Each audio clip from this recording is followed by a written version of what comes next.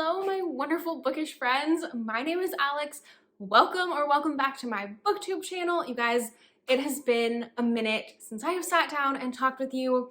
I have not been great about filming and uploading videos this summer. I really apologize for that. Life has just been a little bit wild and this month just got so crazy. So we are sitting down to film my July wrap up. I ended up reading 10 books in the month of July, and most of those were at the beginning of the month, so hopefully my memory serves me well enough to remember what these books are about and kind of some of my thoughts on them. The end of July got really bonkers. I ended up going to San Diego Comic-Con for work, which was super fun and super exhausting. I hardly read anything towards the end of the month because of that, but while I was there, I did get a really cool arc from one of the booths that I got to stop by, and I'm really excited to read that and share it with you in some upcoming videos. So keep your eyes out for me to talk about that in the future. Today we're talking about the 10 books that I somehow still managed to read in July. I honestly don't even know how that happened.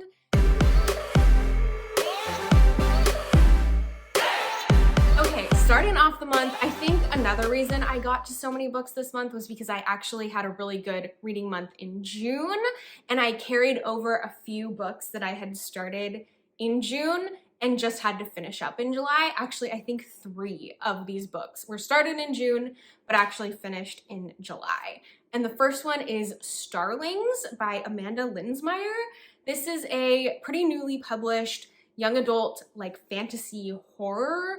And I would say if you like things like Small Favors by Erin Craig or Dark and Shallow Lies, those types of like YA with that creepy twist, but I wouldn't necessarily say super like adult horror. Like there's not too many creepy things in it. I'm a pretty wimpy reader, wimpy person in general when it comes to horror, and this was not too bad for me.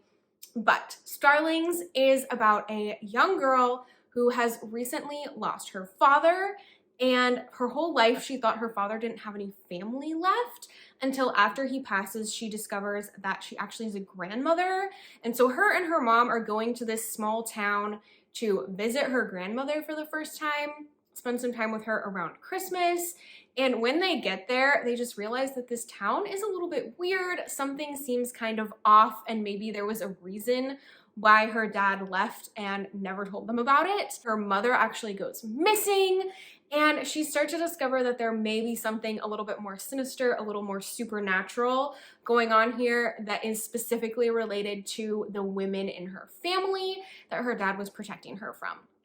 I don't want to get too much deeper into that. There is like a little bit of romance in it, and overall it was interesting enough that I finished it, but it just didn't have any extra oomph for me. Like I personally think I liked Small Favors a little bit more, or What We Harvest was a really good like YA fantasy horror that I read last year and really loved. This one just didn't quite have that special something to it for me. It felt pretty predictable. I knew where things were going and I wasn't all that excited to continue reading it. I think I ended up giving it a 2.75 stars. So do with that what you will, but that is Starlings by Amanda Linsmeyer. The next book that I carried over from June was Gentle and Lowly by Dane Ortland. This is Christian nonfiction about the heart of Jesus for sinners and sufferers, and I really enjoyed listening to this audiobook. I have been trying to listen to some more nonfiction, specifically faith-related. I am a Christian and follow Jesus, and just really have enjoyed throwing in some of those faith-related titles to kind of get me thinking. I really enjoy doing them as audiobooks. Last month, I listened to one called The Ruthless Elimination of Hurry that I really loved. This one didn't quite hit me as hard as that one did, but I still really appreciated it and would definitely recommend it if you are looking for a good, short, quick nonfiction read for your faith. Okay, and the last one that was carried over from June into July is Bring Me Your Midnight by Rachel Griffin. You guys, this is one of the ones that I did read physically. I had the physical or digital arc through NetGalley, and I had been working on this one for quite a while. I told you I just do not make much time to read physically anymore, so this one did take me a bit of time to get through, but not because I wasn't enjoying it. I think I ended up giving this like a 4-ish stars. I know I didn't give it 5 because it just is not my favorite Rachel Griffin. My favorite Rachel Griffin is still her first. The Nature of Witches was just so beautiful, atmospheric. I loved the message and the characters and the romance. Everything about it was just so perfect for me. And her 2 books that she's written since then, I've really enjoyed, but just not as much as that first one. So here's hoping that I will love another Rachel Griffin as much as that one someday. But Bring Me Your Midnight was a really good young adult witchy fantasy story with a lot of romance. I would definitely consider this more of like an upper YA type of story. And we are following our main character, Tana, who lives on an island called the Witchery. I just love that. With her family and her coven, they are all witches, and they are out on this island separated from the mainland because the regular non-magic people are kind of afraid of the witches. And her mother is the leader of their coven, or one of the leaders of their coven. She has been planning since Tana's birth that she is going to marry Tana off to the son of the mainland governor to help kind of form an alliance between their coven and the mainland and just secure the future and protection of their witch coven. And Tana has always been very excited that this is her future, that she gets to play this big role in her coven, until one day she misses a very sacred event for the witches. Every month they go to the ocean and cast off their extra magic into the ocean so that they can only use this lower, smaller form of magic, and it keeps their powers kind of more contained than they had been in the past. But Tana accidentally misses this ritual and is unable to expel her extra magic. So she actually has all of this like kind of dark considered power inside of her, and she does not want to tell anyone. She's very afraid, and she also knows that if she doesn't do something about this, she's going to die because this magic is going to eat her up from the inside if she doesn't figure out how to get rid of it. She ends up meeting a mysterious boy on the island who agrees to help her figure out how to get rid of this magic in time to save her life. But through her relationship with him, she ends up discovering some things about the witchery that are not as she was told. Some things that she was brought up to believe are not actually the truth about their magic, about the witches, and about just how their powers work.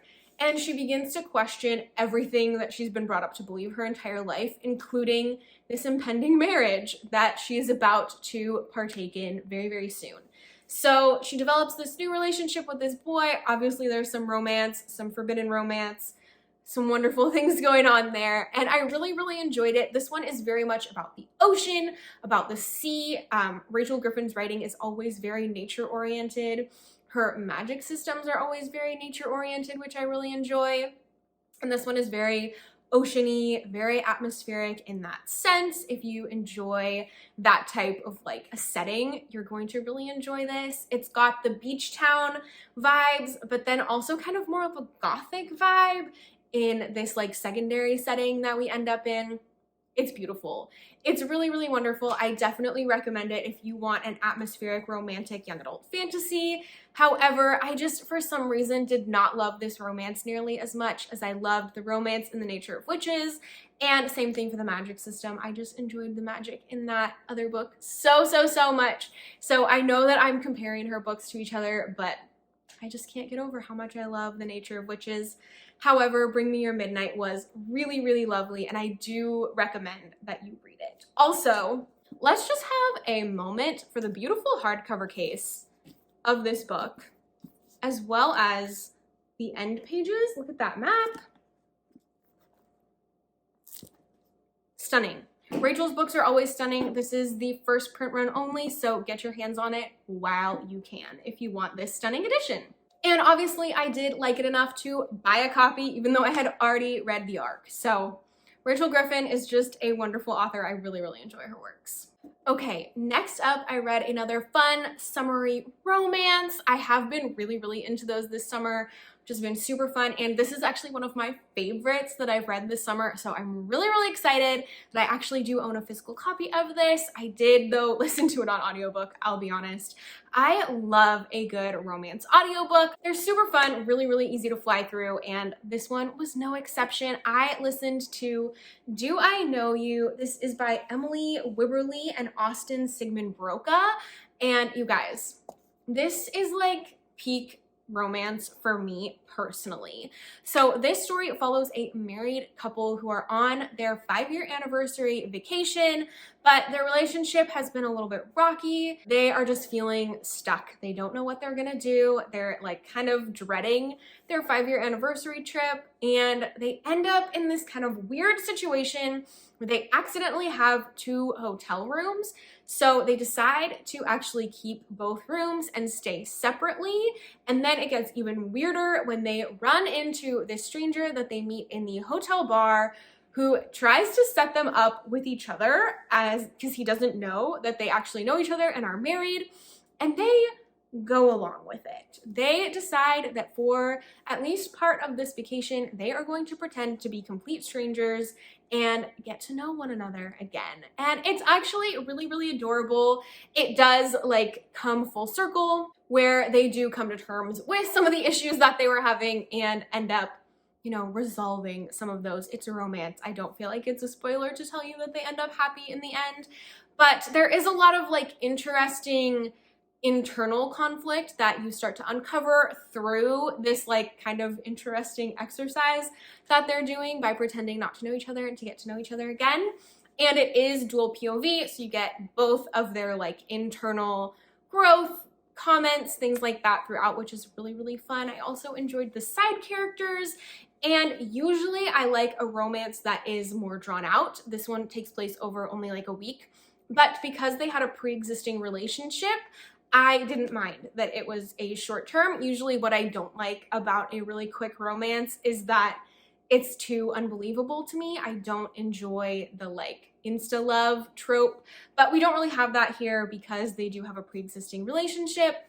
And just as someone who is married, struggles with a lot of these same things, they're very common things that a lot of people go through, but chooses to fight for my relationship. I just really, really enjoyed reading a book about that, reading a romance about people who are already in love, but finding new ways to love each other. I just personally think that's really, really sweet and really enjoyed this book and gave it 5 stars.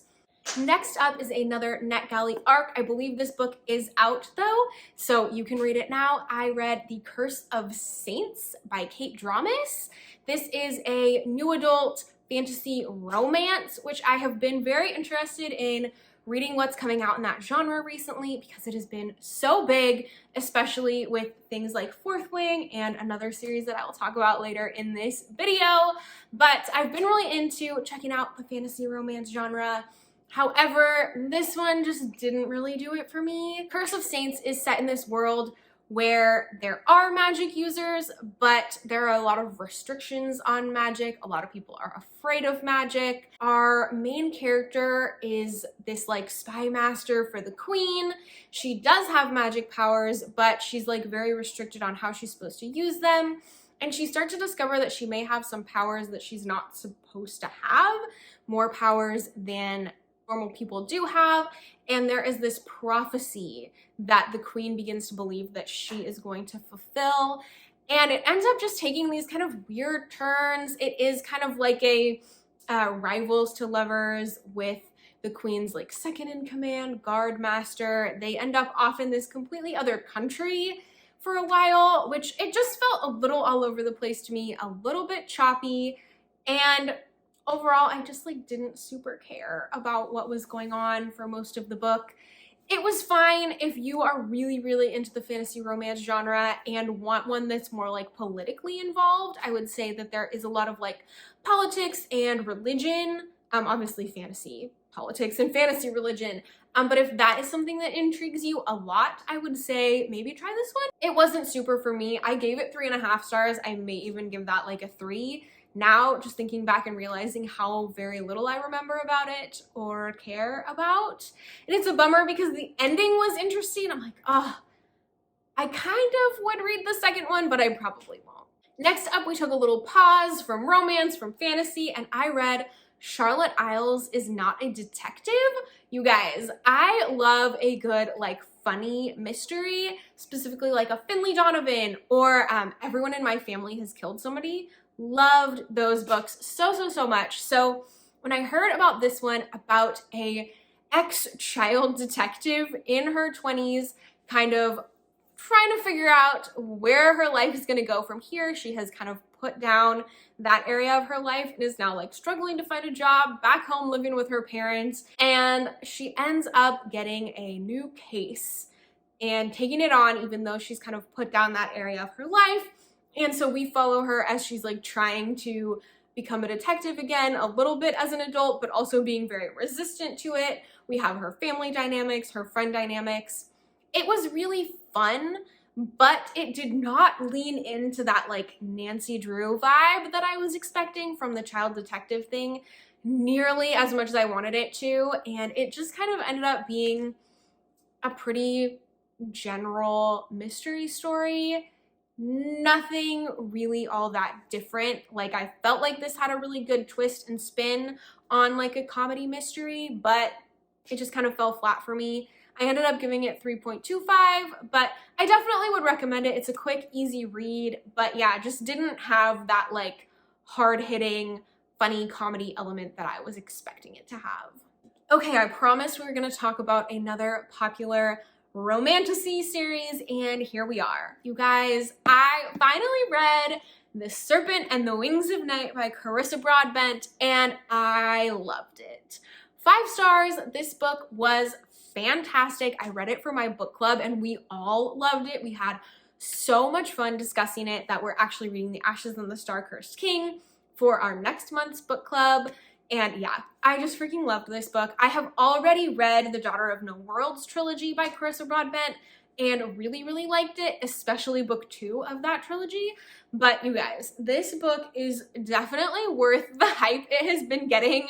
I just had such a blast. I kind of thought that I didn't like vampires anymore, but these are like barely vampires. It's fine. They're like vampires, but kind of fae. Our main character, Aurea, has been raised by the Vampire King for her whole life, and she has been raised to be a fighter, protect herself, because she's a human living in a vampire kingdom where basically everyone around her is going to want to drink her blood and kill her all the time. And she has been training for her whole life to enter this competition called the Kajari, which happens every 100 years. The goddess of the vampires, Nyaxia, holds this contest, and you can enter. It is basically a fight to the death, basically Hunger Games style, but you enter by choice, and the winner gets one wish granted from this goddess, anything that they want. So Aurea is going to enter, and she wants to make herself powerful enough to kind of be in the vampire world without having to be afraid, but also without having to get turned into a vampire, because that is a very dangerous process. So she enters the Kajari, and basically we are following her through this like 5-month tournament. I believe like a new competition happens every like 3 weeks-ish. They are really interesting. There is one specifically, the middle contest is my absolute favorite. I'm not going to give spoilers, but oh my gosh, I really loved that contest and just how it worked. While she is in the Kajari, she needs to team up with somebody else. She needs to make an alliance, and she ends up making an alliance with a vampire from the rival vampire clan of her father. And so there's a little bit of like a forbidden romance going on there. Oh my gosh, you guys, I don't even know what to say because I don't want to spoil anything, but I loved this. It was so fun. I loved the characters, and I'm only a little bit into Ashes and the Star-Cursed King right now, but I'm very excited to continue on with this series. That is Serpent and the Wings of Night, but I also did read Scorched Roses, which is the novella that comes between The Serpent and the Wings of Night and The Ashes and the Star-Cursed King. And I really enjoyed that one too. I ended up giving that one a 3.75 just because it's shorter. I didn't get to know the characters as well in it, and so I didn't get quite as invested in the story, but I am excited to see those characters come up more in The Ashes and the Star-Cursed King, and I just think that was a fun way to give a little bit more history, because I did feel like there were some world building pieces that I was missing after reading Serpent and the Wings of Night, and I felt like I got a lot more clarification on a lot of those things when I read Six Scorched Roses. So I thought it was a creative and inventive way to give more background, more history, and just a little bit more context to the story. So I really, really enjoyed that as well. Next up, I read Guardians of the Dawn, Zhara, and this is the start of a new young adult fantasy series. When I read it, it was an arc. I do believe it is out now to be read. It is touted as Sailor Moon crossed with Cinderella, and I definitely got the Cinderella vibes from it. It was good. It was an interesting and vibrant fantasy world. However, the writing just felt clunky to me. I wasn't sure what age group and genre this book was supposed to be for. Honestly, our characters felt very middle grade to me. For the most part, this book felt like it should have been a middle grade read, except for the fact that there were quite a bit of jokes that were more adult leaning, a lot of innuendo and just things that did not feel like it jived well with the way that our characters spoke and acted. Yeah, I just did not like that. It just felt very awkward to me. I really wanted it to lean more to the younger side because the writing felt younger. A lot of the things that the characters would say felt very young. There were a lot of cliches used that just, I could not deal. It was not my favorite. And I ended up just feeling kind of bored by the story, unfortunately. It's also the start of a series, but until like the last 2 chapters, I felt like it really could have been a standalone. Definitely didn't end up being one of my favorites. I think I gave it like roughly a 3. The very last book that I ended up reading in July was Yellowface by R.F. Kuang. This was actually my first book by R.F. Kuang that I have ever read. I listened to the audiobook and I blew through it. You guys, I could not put this book down. It was kind of like watching a train wreck, like so terrible and weird, but also so interesting and so well written. I can really see why people love R.F. Kuang, and I'm definitely very excited to hopefully read Babel sometime soon.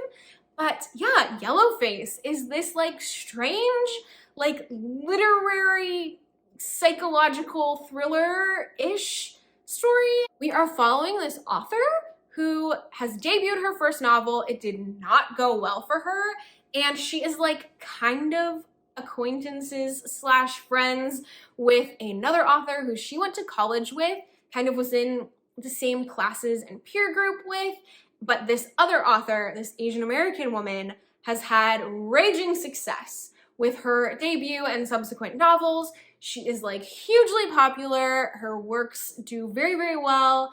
And our white author, who is kind of flopped, is very envious of this woman.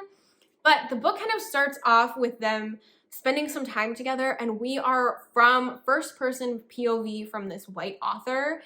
And it is just a weird brain to be inside of. And we follow them through this like kind of night that they spend together. And at the end of this evening, the Asian American author ends up dying. So Athena ends up dying. And our white author, June, decides to steal her unfinished manuscript, edit it, and publish it as her own. And we just follow this like very crazy story of how this woman justifies what she's doing and why she thinks it's okay and how she kind of feels like the world is against her. And it's just gross and icky, but also so eye-opening. And yeah, it was just like horrifying to read, but also so good and so interesting. And obviously, I don't have like an own voices perspective on this, so I would definitely recommend checking out those types of reviews for their thoughts as well. But as a white person reading this, I felt like my eyes were opened as far as like, I'm sure we do justify things to ourselves that we're not aware of, and just hearing somebody else do it, you're like, oh my gosh, like, this is awful. This is crazy, but she thinks she's not. I don't know. It was so interesting. It was so weird, and I loved it. It was so good. I gave it 5 stars, maybe 4.5 stars. I really, really enjoyed reading this story. Yeah, just highly recommend if you are interested in that like weird, thought-provoking type of a story that you just cannot stop reading. I could not stop telling my husband what was happening. It was just so wild and interesting to me. You do have to definitely suspend disbelief because there are a lot of things where it's like, okay, does that totally make sense that like it would work out that way? But just don't think too hard about those things. It's supposed to be funny and satirical and just a little bit crazy, and it is. It's a lot crazy, and I really, really enjoyed it. So that is Yellowface by R.F. Kuang, and that concludes the 10 books that I read in July. Thank you guys for hanging out with me. Thank you for putting up with this kind of rambly video. I'm trying to get back in the swing of things, but I appreciate you being here. Let me know in the comments what your best and worst reads of July were. I'm very curious what you guys are reading, what you're into lately. So let me know that down below, and I will see you all in my next video. Bye, friends.